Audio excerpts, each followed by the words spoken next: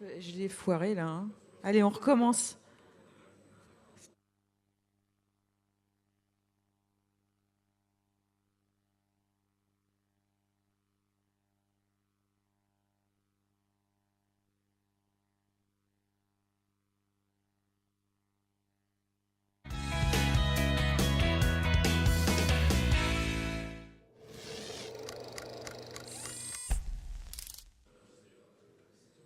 Bonjour, bienvenue sur le plateau du VideoShare Festival. Bonjour Jean Despax. Bonjour Nathalie. Vous êtes fondateur et directeur général de la société Moving Motion. Oui, tout à fait. Merci de venir sur ce plateau. Alors, parmi vos actualités du début de l'année, vous avez édité un livre blanc qui est bien intéressant, qui s'intitule La digitalisation, je bafouille, la digitalisation des ressources humaines dans le secteur culturel. Est-ce que vous pouvez nous donner un aperçu de ce qu'on peut y découvrir? Oui, l'idée c'était de faire une étude qui a déjà été faite sur d'autres secteurs mais qui n'avait jamais été réalisée au niveau du secteur culturel, qui est assez particulier, sur l'état de la digitalisation de la gestion des ressources humaines, donc c'est-à-dire à la fois la dématérialisation, parce qu'on en parle beaucoup, mais aussi l'utilisation d'outils numériques pour gérer les collaborateurs, permanents comme intermittents, ce qui donne une particularité au secteur, où on en est aujourd'hui, quelles sont les tendances, quels sont les freins, et quelles sont les perspectives d'avenir pour ce secteur, quoi. Vous avez pu développer ce travail tout simplement par ricochet par rapport à votre activité au quotidien. Est-ce que vous pouvez me présenter l'activité de Moving Motion, Jean? Oui, tout à fait. On a pu développer ce travail grâce à une enquête qui a été réalisée, à la fois sur des entreprises qui n'étaient pas clientes du service de Moving Motion, que je vais présenter juste après, et à la fois sur des entreprises qui étaient clientes pour voir un peu l'avant-après. Parce qu'on est un exemple de service de digitalisation des ressources humaines. Juste deux mots sur l'étude. Ce qui était intéressant de voir, c'est que ce qui étaient les freins principaux des entreprises avant de mettre en place ce genre de solution devenaient en fait les principaux bénéfices qu'elles en retiraient après avoir mis en place ces solutions. Donc, c'est-à-dire, par exemple, les deux principaux freins, c'était l'impression que ça allait coûter cher et que ça allait prendre du temps pour la mise en place, la conduite du changement, etc. Alors effectivement, il y a du temps à passer pour mettre en place une solution nouvelle, surtout dans un groupe avec beaucoup de collaborateurs. Mais en revanche, quand on interroge les entreprises qui ont mis en place ces solutions, ce qui ressort, c'est que elles ont fait des économies assez radicales et surtout qu'elles ont gagné énormément de temps. En plus d'autres bénéfices, mais le parallélisme est assez marrant à souligner. Et donc nous, Moving Motion, sans surprise, on est un service de gestion des ressources humaines dédié au secteur culturel. Donc c'est à la fois une plateforme web qui permet de fluidifier et de dématérialiser l'intégralité de la gestion sociale, et à la fois un service d'externalisation de la paye, des déclarations sociales, de tout ce qui touche à la gestion RH d'une entreprise du secteur culturel. Vous avez démarré, vous étiez 8, aujourd'hui vous êtes 23. Est-ce que vous pouvez nous donner un aperçu de tout ce que vous gérez en termes de services, hein? Alors au départ, on était même 4 cofondateurs, ça c'était en 2012. Mais c'est vrai qu'à la fin de l'année dernière, on était une petite dizaine, alors qu'aujourd'hui, on va être 23 en juin.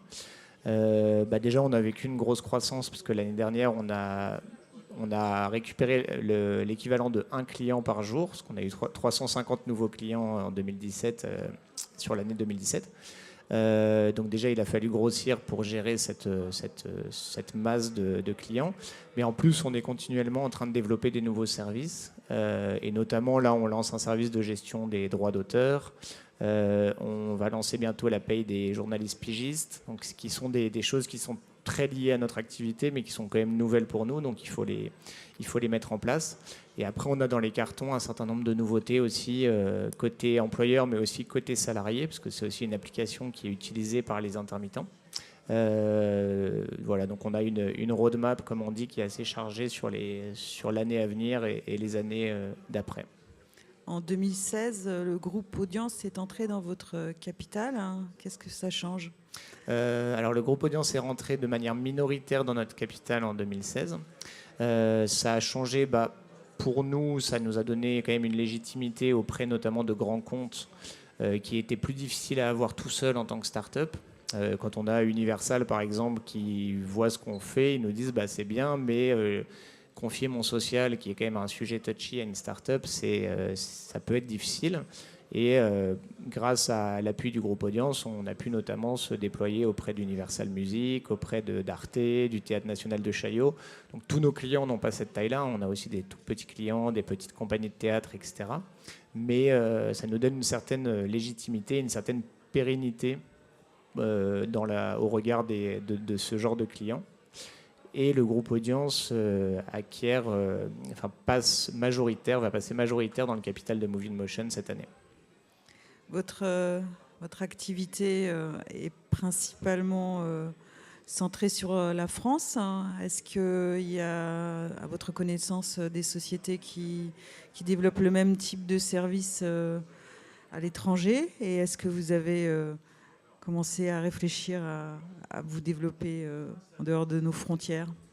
On y a réfléchi. Ça faisait partie de nos business plans à 3 ans, il y a 5 ans. Là, concrètement, aujourd'hui, c'est pas une actualité pour nous. La plateforme va passer en bilingue, mais c'est plus pour les clients français qui embauchent des salariés étrangers. Le besoin, il est similaire dans d'autres pays, avec une complexité qui est un peu moindre parce que la paye est particulièrement compliquée en France. Mais en tout cas, des contrats courts dans le secteur culturel, il y en a dans tous les pays. On a eu des échanges intéressants avec des associations de producteurs, notamment au Canada. Mais pour l'instant, ce n'est pas une actualité pour nous de se développer à l'étranger. On a beaucoup à faire en France, donc on va se concentrer déjà sur la France et on verra plus tard. Alors, quelques mots sur votre actualité? Alors en termes d'actualité, chaque mois est une nouvelle actualité pour nous.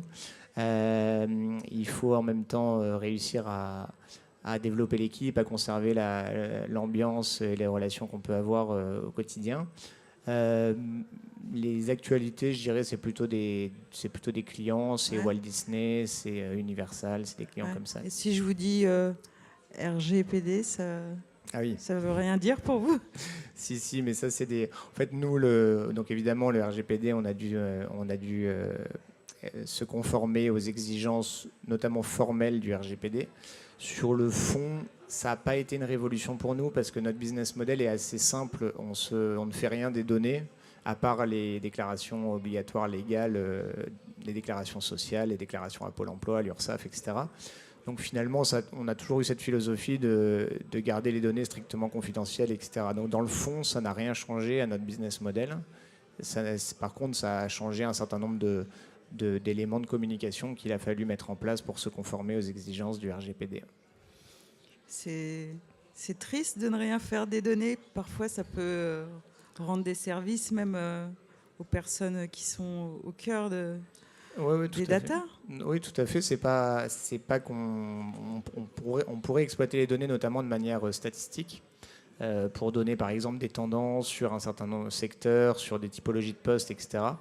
Mais aujourd'hui, c'est pas quelque chose qu'on a mis en place pour l'instant. Non. Et ça ne veut pas dire jamais? Non, ça ne veut pas dire jamais. C'est sans doute, par exemple, un exemple d'exploitation de données qu'on pourrait faire. On a toute une partie de job board aussi sur Movie Motion. Donc c'est un annuaire. Il y a 35 000 salariés intermittents qui sont référencés. Il y a des annonces d'emploi. Aujourd'hui, quand on veut chercher un cadreur, par exemple, on va faire une recherche par poste, par zone géographique, par date de disponibilité. Donc c'est déjà très bien.